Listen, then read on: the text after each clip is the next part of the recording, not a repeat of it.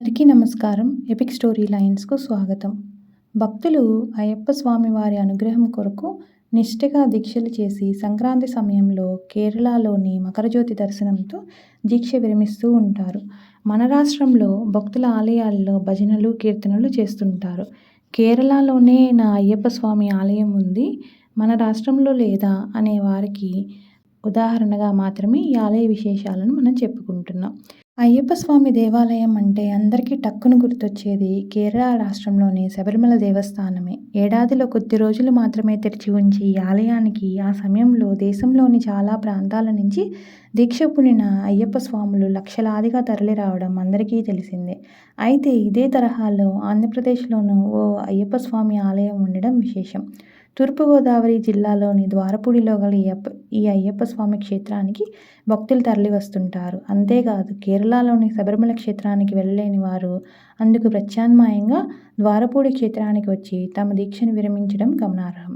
ఒకప్పుడు సాధారణ గ్రామంగానే అందరికీ తెలిసిన ద్వారపూడి తర్వాత కాలంలో అయ్యప్ప స్వామి దివ్యక్షేత్రంగా దినదిన అభివృద్ధి చెందింది.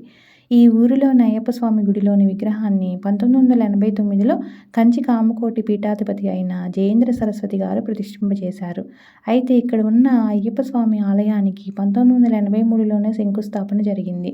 స్థానికంగా ఉండే ఓ తమిళ వ్యక్తి తన కోరిక నెరవేర్చినందుకు గాను అయ్యప్ప స్వామికి ద్వారపూడిలో దేవాలయాన్ని కట్టించేందుకు సిద్ధమయ్యారు.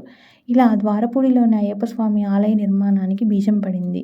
సువిశాల ప్రాంగణంలో నిర్మించిన ఈ ఆలయం చుట్టూ హరిహరాదుల దేవాలయాలతో పాటు మరెన్నో దేవాలయాలు కూడా ఉన్నాయి. అంతేకాకుండా ఇక్కడ అయ్యప్ప స్వామి వారి దేవాలయానికి ఉన్న 18 మెట్లను తమిళనాడు నుంచి తెప్పించిన ఏకశిలపై నిర్మించడం విశేషం.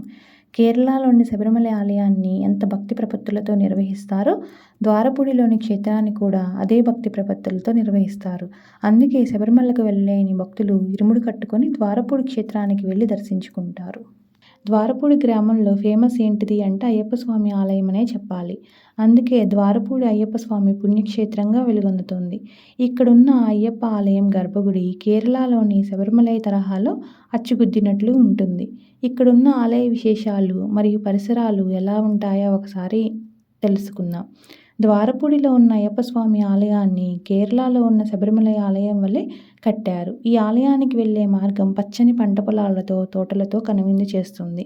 గుడి బయట పూజా సామాగ్రి, దేవుళ్ళ ఫోటోలు, పిల్లలు ఆడుకునే బొమ్మలు అంటే దుకాణాలు, ఆకలి వేస్తే తినడానికి హోటళ్లు కూడా ఉన్నాయి. గుడి ముఖద్వారంకు చేరుకునే ఎదురుగా 30 అడుగులకు పైగా ఎత్తైన రహదారి, సగం శివరూపం, సగం విష్ణురూపం విగ్రహం కనబడుతుంది.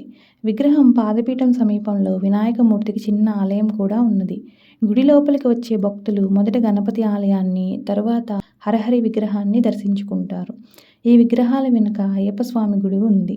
క్రింది అంతస్తులో ఉన్న మందిరంలోకి ప్రవేశ మార్గం తెరుచుకున్న సింహముఖ రూపంలో నిర్మించారు. అయ్యప్ప గుడి 2 అంతస్తులుగా ఉంటుంది. పై అంతస్తులో ఉన్న అయ్యప్ప స్వామి మందిరంకు వెళ్ళటానికి 2 మార్గాలు ఉన్నాయి. ఒకటి మాలధారణ చేసిన భక్తులు వెళ్ళుటకు 18 మెట్లున్న దారి, మామూలు భక్తులు వెళ్ళుటకు మరో మార్గం ఉంది. అయ్యప్ప విగ్రహం ఉన్న మందిరం అదేనండి. గర్భగుడి పైభాగంలో గోపురం ఉంది. పై అంతస్తులోని మందిరం గోడలపై అయ్యప్ప స్వామి జీవితంలోని ముఖ్య ఘట్టాలను బొమ్మల రూపంలో నిర్మించబడి ఉన్నాయి. అయ్యప్ప స్వామి వారి దేవాలయం మొదటి అంతస్తు. ఆంజనేయ స్వామి మందిరానికి ఎదురుగా ఆంజనేయ స్వామి భారీ విగ్రహం కూడా ఉంది. అయ్యప్ప గుడిలో నిత్యాన్నదానం జరుగుతుంది. శబరిమలై వెళ్ళలేని కొందరు భక్తులు ఇక్కడే ఇరుముడులు సమర్పిస్తుంటారు. ప్రధాన ఆలయమైన అయ్యప్ప స్వామి ఆలయానికి ఎడమవైపు కింది భాగాన సాయిబాబా ఆలయం కూడా ఉంది. ఇక్కడ ప్రతి గురువారం భక్తుల రద్దీ అధికంగా ఉంటుంది. అయ్యప్ప స్వామి ఆలయ దర్శనానికి వచ్చే భక్తులు సాయిబాబా ఆలయాన్ని కూడా దర్శిస్తారు.